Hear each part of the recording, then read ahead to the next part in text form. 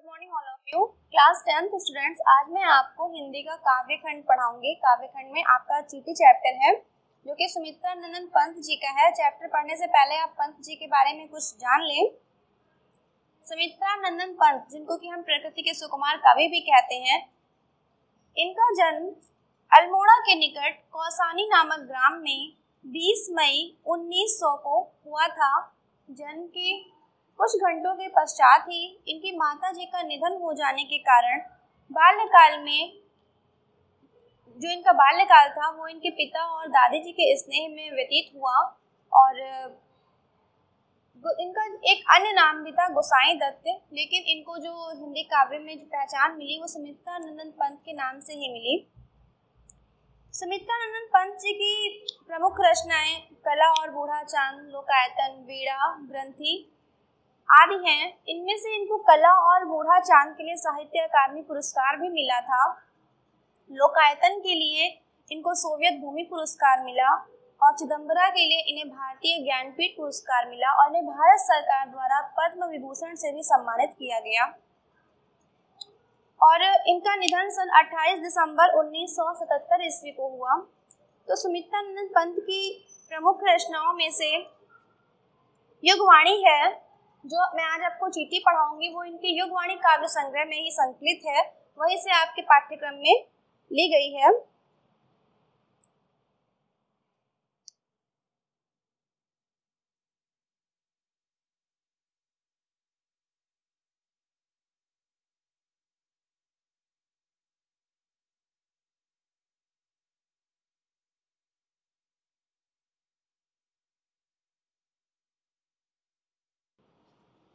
सुमित्रा नंदन पंत।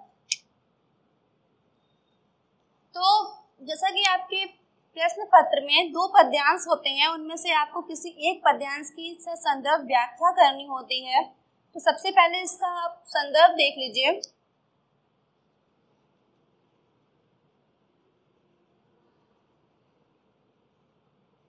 संदर्भ में हम क्या लिखते हैं, जो कविता है उसका परिचय देते हैं कि इसके लेखक, इसके रचयिता कौन है या ये किस काव्य संग्रह से ली गई है। तो यहाँ पे हम क्या लिखेंगे,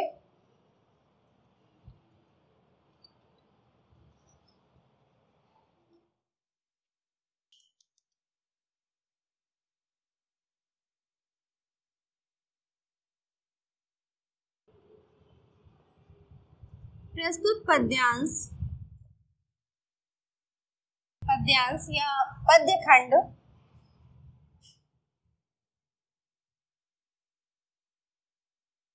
हमारी पाठ्य पुस्तक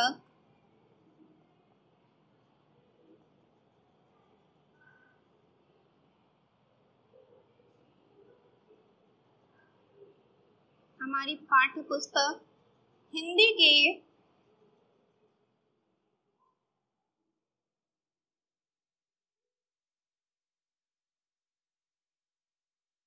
चीटी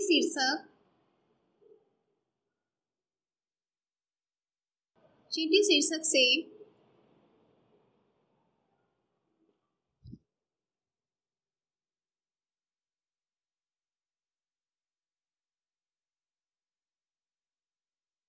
अवतरित है।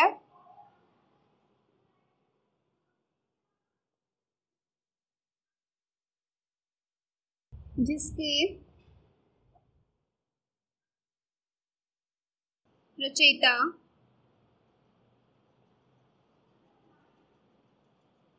सुमित्रा नंदन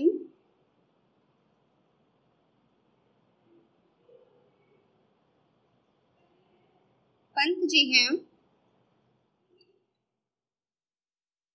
चीटी शीर्षक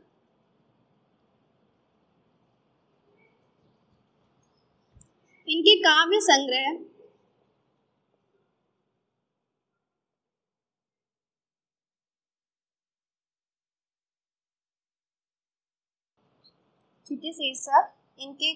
संग्रह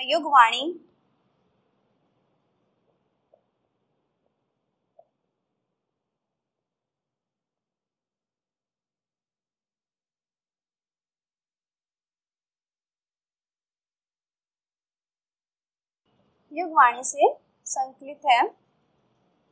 चीटी के युगवाणी काव्य संग्रह में है और उसी से यहाँ पे संकलित है, और युगवाणी काव्य संग्रह में संकलित है और उसी से यहाँ पे आपके पाठ्यक्रम में ली गई है। संदर्भ के बाद हम क्या लिखते हैं? प्रसंग। जिस भी पद्यांश की आप व्याख्या कर रहे होते हैं, जिस भी कविता की आपको व्याख्या करनी होती है, उसमें क्या बताया गया है उसका हम संक्षेप में विवरण देते हैं कि यहाँ पे क्या बताया गया है। तो पहले हम चीटी कविता पढ़ेंगे। सभी के पास बुक्स होंगी, अगर बुक्स नहीं है तो आप लोग बुक्स ले लें।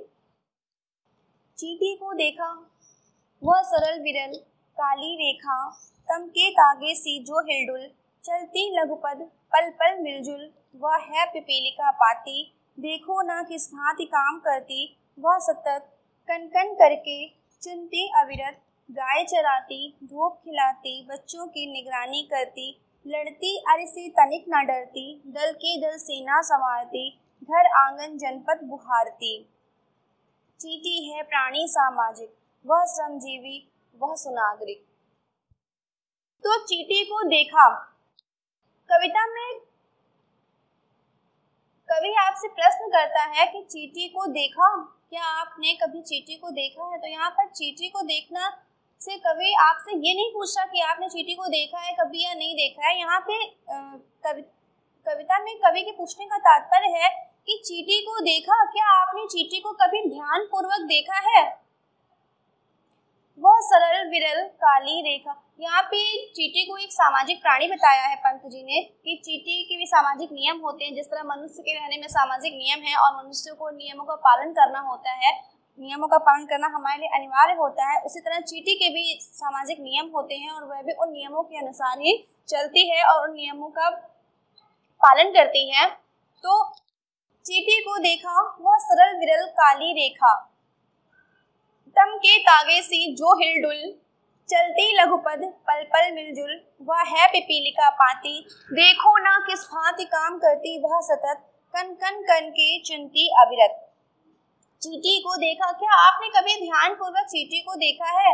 वह सरल विरल काली रेखा, वह एक सीधी विरल पतली। वर्ड मीनिंग देख लीजिए, सरल सीधी विरल पतली। सरल विरल काली रेखा, तम के तागे से जो हिलडुल, के चीटी जब भी चलती हैं एक साथ तो वह ऐसे दिखती हैं, एक सरल सीधी विरल पतली काली रेखा की। जब चीटियां एक साथ चलती हैं तो ऐसे लगता है जैसे कोई सीधी पतली काली रेखा है। तम के तागे से जो हिलडुल, तम माने होता है अंधकार अंधेरा, यहाँ पे अंधकार अंधेरे का तात्पर्य काले से है कि तम के तागे से जो हिलडुल, जो कि एक काले धागे के समान, हिलडुल हिलती डुलती हुई चलती है, चलती लघुपद पल पल, जो कि अपने लघुपद छोटे छोटे पैरों से चलती है, मिलजुल और मार्ग में एक दूसरे से मिलते जुलते हुए, आपस में मिलते जुलते हुए एक दूसरे के पीछे पीछे चलती रहती है।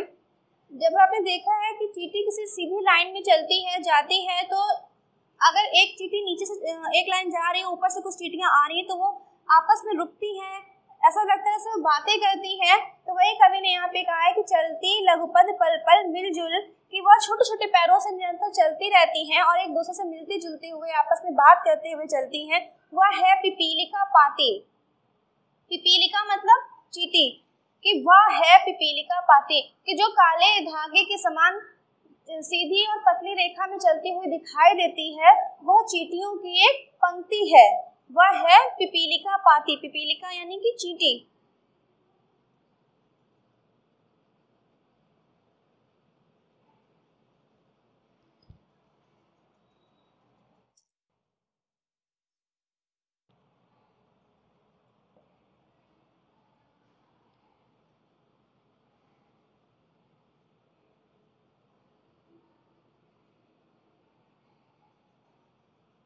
पिपीलिका मतलब चीटी, कि जो काले धागे के समान पतली और सीधी रेखा में हिलती डुलती हुई आपस में मिलते जुलते हुए छोटे छोटे पैरों से चलती हुई पंक्ति दिखाई देती है, वह चींटियों की पंक्ति है, वह है पिपीलिका पाती। देखो वह चींटियों की पंक्ति है। देखो ना किस भांति काम करती वह सतत।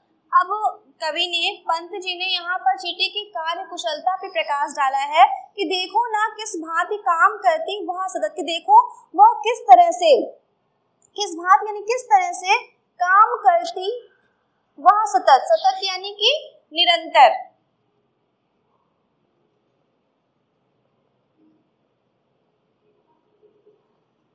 कि देखो किस तरह से वह निरंतर अपने कार्य में लगी रहती है। यहाँ लेखक ने चींटी की कार्य कुशलता पर प्रकाश डाला है कि देखो वह निरंतर अपने कार्य में लगी रहती है।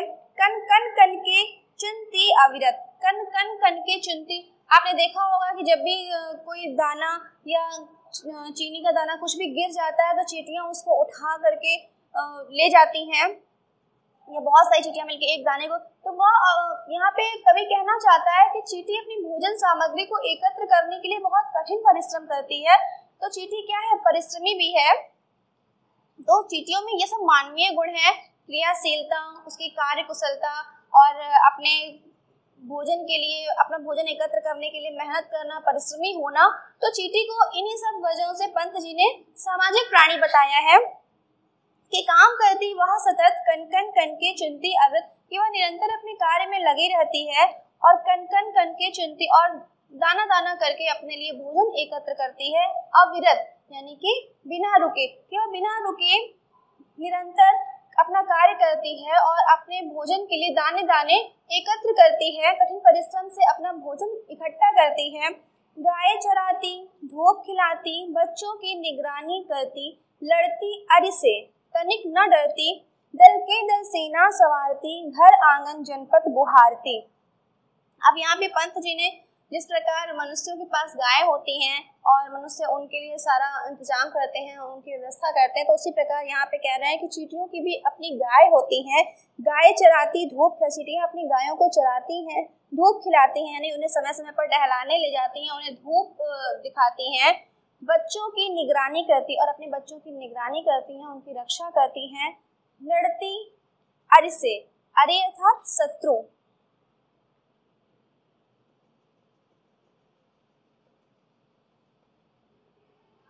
कि अपने बच्चों की निगरानी करती हैं और उनकी सुरक्षा के लिए अपने शत्रु से भी लड़ जाती हैं। लड़ती अरि से, अपने शत्रु से भी लड़ जाती हैं। तनिक न डरती, और वह किसी से भी बिल्कुल नहीं डरती है, निर्भय होकर के विचरण करती है, निर्भय होकर हर जगह घूमती हैं और अपने बच्चों की सुरक्षा के लिए, उनकी निगरानी के लिए वे अपने शत्रुओं से भी लड़ जाती हैं। दल के दल सेना संवारती, घर आंगन जनपद बुहारती।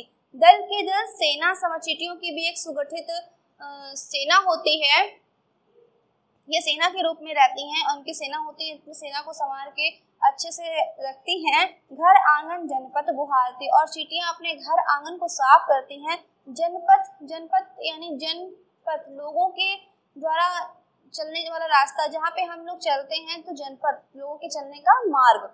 जनपद बुहारती, लोगों के चलने के मार्ग को बुहार। आपने देखा होगा कि कभी कोई गंदगी पड़ी होती है या कोई कीड़ा मर जाता है तो चींटियां उसे पकड़ के ले जाती हैं। तो यहाँ पे लेखक ने इसको इस दृष्टि से देखा है कि चींटियां सफाई का कार्य भी करती हैं, यदि कोई गंदगी होती है तो वे उसे साफ करती हैं। चींटी है प्राणी सामाजिक, वह श्रमजीवी, वह सुनागरिक। अब यहाँ पे चींटी है प्राणी सामाजिक, वह श्रमजीवी, वह सुनागरिक। कवि ने चींटी को एक सामाजिक प्राणी बताया है, श्रमजीवी परिश्रमी बताया है, सुनागरिक और एक श्रेष्ठ नागरिक बताया है।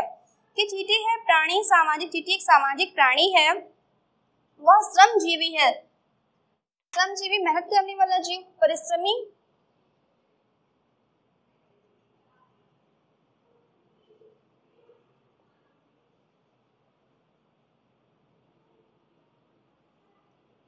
तो यहाँ पे चींटी को परिश्रमी बताया है कि वह श्रमजीवी, वह सुनागरिक, वह श्रम करने वाली है, मेहनत करने वाली है और वह सुनागरिक। और चींटी एक श्रेष्ठ नागरिक भी है।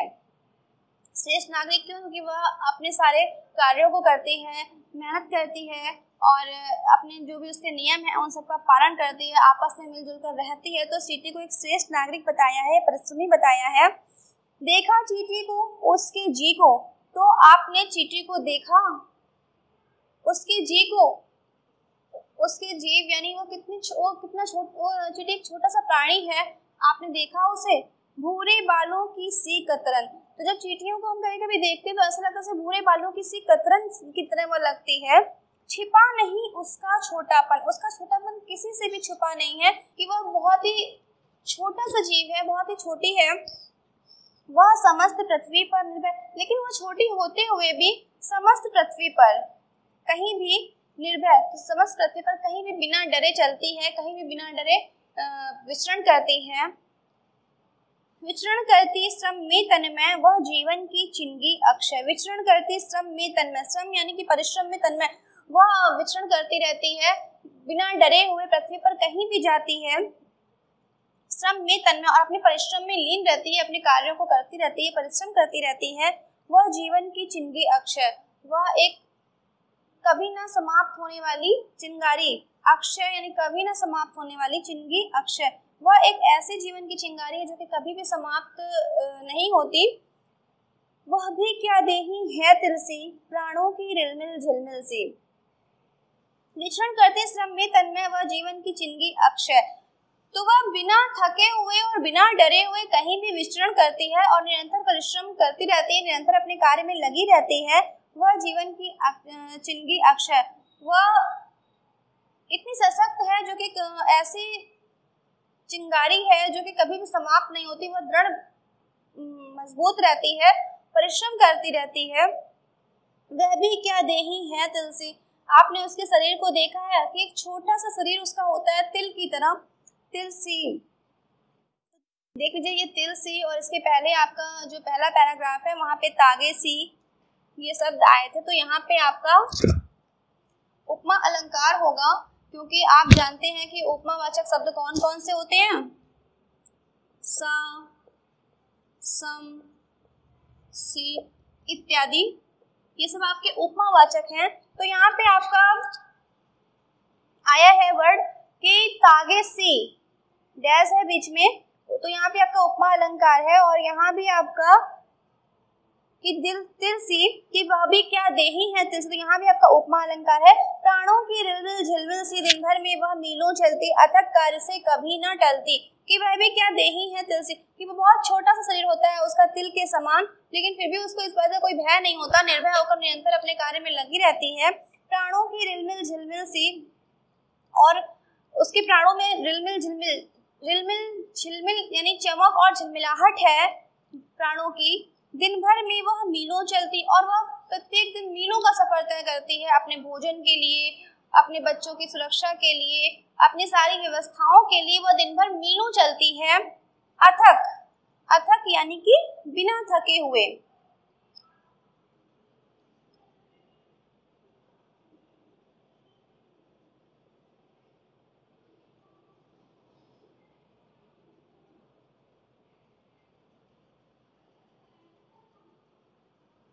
अथक यानी कि बिना थके हुए, तो वह कभी भी अपने कार्यों से थकती नहीं है, वह बिना थके हुए मीलों चलती है।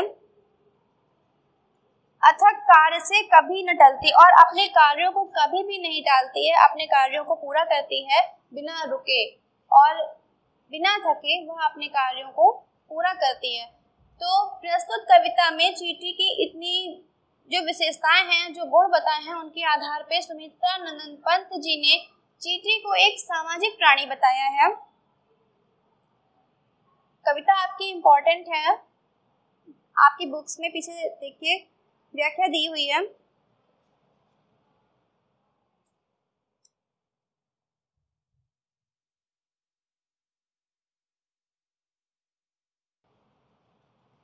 पहला पैसेज दिया हुआ, चींटी को देखा जनपद बुहारती, चींटी है प्राणी सामाजिक कभी न टलती। तो आपका ये चैप्टर इम्पोर्टेंट है, आपको व्याख्या करनी है कॉपी में। तो पहले आप संदर्भ लिखेंगे, उसके बाद प्रसंग लिखेंगे। तो प्रसंग में आप क्या लिखेंगे, जो आपका पहला है कि चींटी को देखा, तो चींटी को यहाँ पे क्या बताया है, पंच ने सामाजिक प्राणी बताया है, श्रमजीवी बताया है, और उसकी क्रियाशीलता का वर्णन किया है।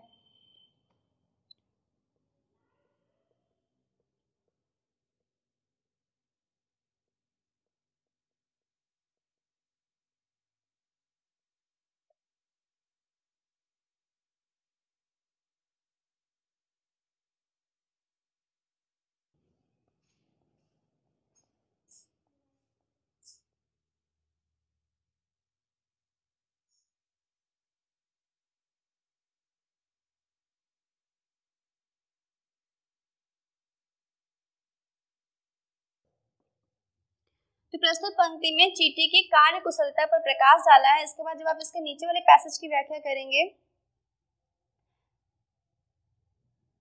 तो उसमें भी चींटी को उन्होंने सामाजिक प्राणी बताया है, श्रमजीवी बताया है, परिश्रमी बताया है। तो आपको प्रसंग में यही लिखना है। इसके बाद आपकी आती है व्याख्या।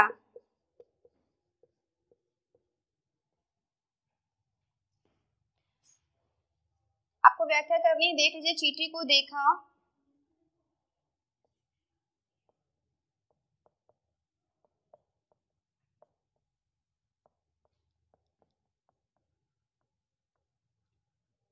जनपथ बुहारती, इसकी आपको व्याख्या करनी है।